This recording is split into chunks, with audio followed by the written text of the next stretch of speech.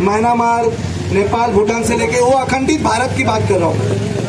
707वीं सदी में भारत में पहला मुगल शासक मोहम्मद गजनी जिसने दस्तक दी, भारत में हिंदुओं की सबसे पहले मंदिर तोड़ने का काम सोमनाथ में किया गया।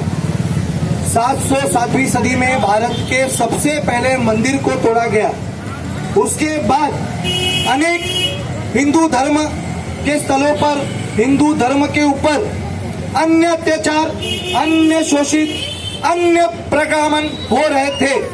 बहुत से लोगों को तलवारों के नोक पर धर्मांतरण किए गए, जहां पर पृथ्वीराज चौहान से लेकर महाराणा प्रताप, छत्रपति शिवाजी महाराज, छत्रपति संभाजी महाराज, बाजीराव पेशवा ऐसे हिंदू लड़ाके भी पैदा हुए थे, जो भारत की भूमि पे हमें नहीं भूलना चाहिए।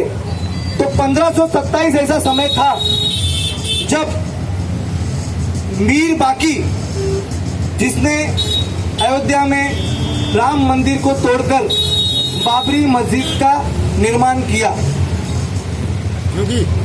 1527 में बाबरी मस्जिद का निर्माण होने के बाद आज जिसे हम पंजाबी या सिख बोलते हैं, तो राम मंदिर के तोड़ने का सबसे पहला निषेध आंदोलन या लड़ने का आंदोलन सिख समाज ने किया था। ये हमें सबको मालूम होना चाहिए। तो 1527 में हमारे राम मंदिर को तोड़ने के बाद 1900 सदी तक 84 लड़ाई हुई। कितनी लड़ाई हुई? 84 लड़ाई में 4 लाख कार सेवक मारे गए। कार सेवक मतलब हिंदू योद्धा। 4 लाख मरने के बाद भी हमने राम मंदिर को बनाना भूल गए क्या?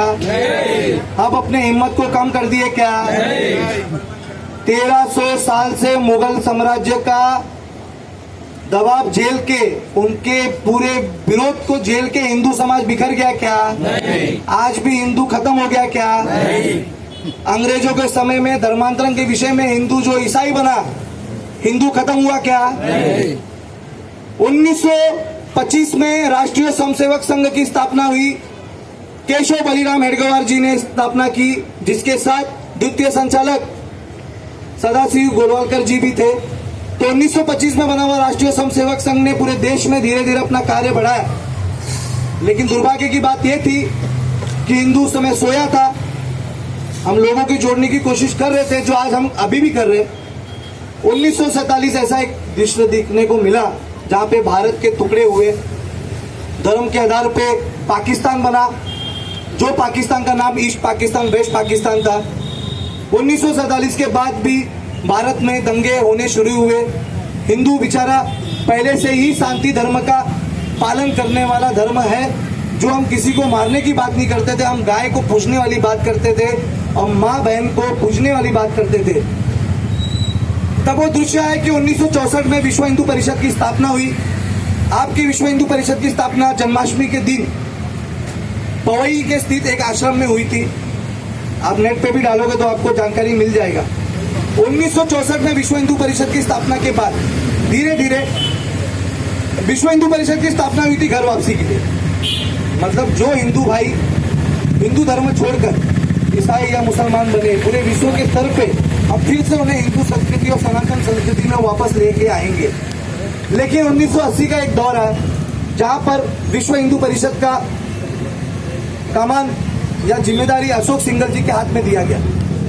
धीरे धीरे विश्व हिंदू परिषद ने राम मंदिर के निर्माण का आंदोलन अपने हाथ में लिया। 1980 से रथ यात्रा शुरू हुआ।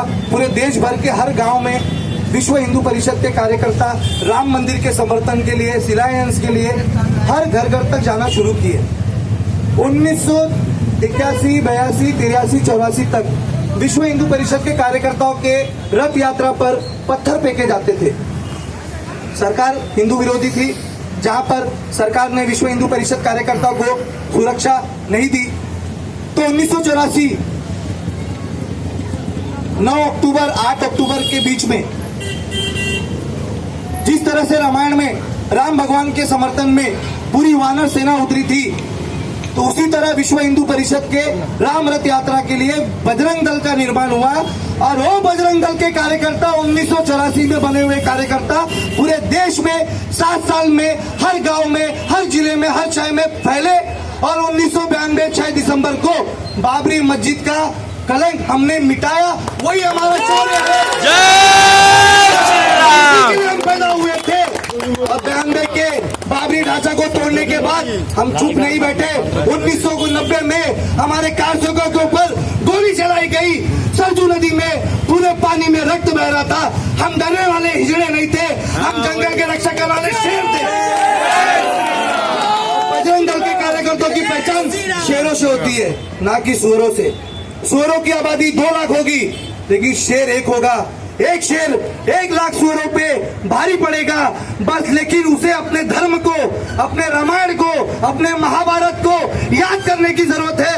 हर हिंदू वही हिंदू है, शेर की तरह दहाड़ेगा। वो दिन दूर नहीं रहेगा जब हिंदू राष्ट्र भी बनेगा। हिंदू जगेगा तो विश्व जगेगा। जय श्री राम।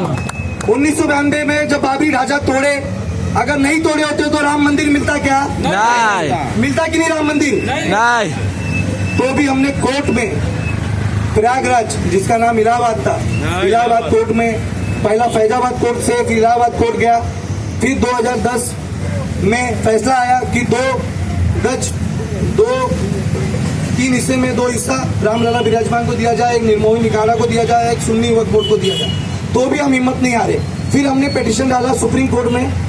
2019 11 नवंबर पूरे भारत, पूरे हिंदू के इतिहास में ऐसा स्वर्ण आया जहां पे सुप्रीम कोर्ट ने आदेश किया, जहां राम का जन्म हुआ मंदिर वही बनाएंगे। हुआ कि नहीं? हम हिम्मत हार गए थे क्या? जब 1947 में 1950 में कश्मीर में धारा 370 लगाए थे तो हम हिम्मत हारे थे क्या? 2019 में हमने धारा 370 भी हटाया। राम मंदिर को विराजमान करने के लिए अपने हित में फैसला भी लाया और 2020 को 5 अगस्त के दिन भारत के माननीय प्रधानमंत्री ने भूमि पूजन भी किया। इसे हिंदू राष्ट्र बन गया क्या? ये राम मंदिर बना। लेकिन पूरे भारत में 135 करोड़ की आबादी में आज भी हिंदू समाज 20 से 30% जुड़े हुए हैं। अन्य समाज जातिवाद में बटे हुए। जगह दो। तो जातिवाद में बंटने का मेन वजह यही है कि हर कार्यकर्ता को विश्व हिंदू परिषद बजरंग दल को समझना होगा, भारत के इतिहास को पढ़ना होगा कि भारत 707वीं सदी से लेके 2022 तक 15 लगभग, जिसे बोला जाए तो 1315 साल तक आज भी हिंदू राष्ट्र, ये हिंदू देश नहीं है। ये किसका काम है हिंदुओं को जगाने का? बजरंग दल। हम किसके कार्यकर्ता है? बजरंग दल। तो विश्व हिंदू परिषद बजरंग दल का काम कब पड़ेगा? जब हम साप्ताहिक आरती केंद्र शुरू करेंगे। जहां जहां बस्ती है वहां पे मंदिर है, चाहे वो संत रविदास की मंदिर हो, संत रोहिदास की मंदिर हो, या हनुमान मंदिर हो, या बाबा साहब भीमराव अम्बेडकर के प्रेरणा से बौद्ध विहार हो। सब आरती करने में कोई भगवान को देखा जाता है क्या? हमें शर्म आनी चाहिए क्या? बौद्ध भगवान भी हमारे हैं, गुरु नानक भी हमारे हैं, महावीर भी हमारे हैं। और जो हिजड़े जिन्होंने डर के या चाकू तलवार के डर से इस्लाम और ईसाई बने, वो भी हमारे। उनको हम लाएंगे। कब लाएंगे? जब हम धर्म के प्रति खुद शिक्षित होंगे। हमारे अंदर वो प्रेरणा होनी चाहिए। आज ये बजरंग दल का बोर्ड स्थापित हुआ है।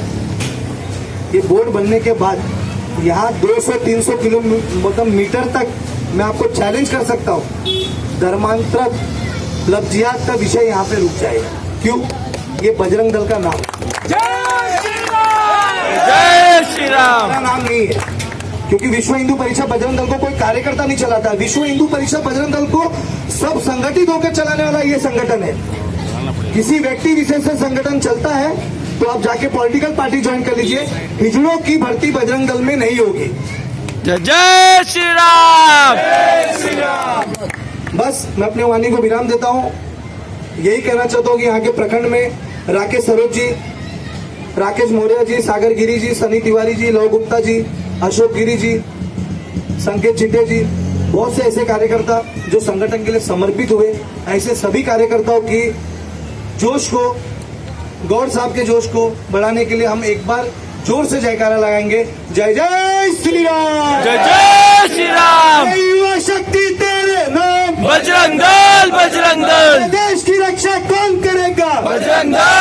बजरंग दल फिर से एक बार जयघोष करके ये कार्यक्रम को समाप्त करेंगे। सच्चिदानंद भगवान की जय भारत माता की जय गौ माता की जय गंगा माता की जय श्री राम जन्मभूमि की जय श्री कृष्ण जन्मभूमि की जय काशी विश्वनाथ की जय बोलो भाई सब संतों की जय बोलो भाई सब भक्तों की जय धर्म की जय हो अधर्म का नाश हो प्राणियों में सद्भावना हो विश्व का कल्याण हो गौहत्या बंद हो धर्मांतरण बंद हो भारत अखंड हो हर हर महादेव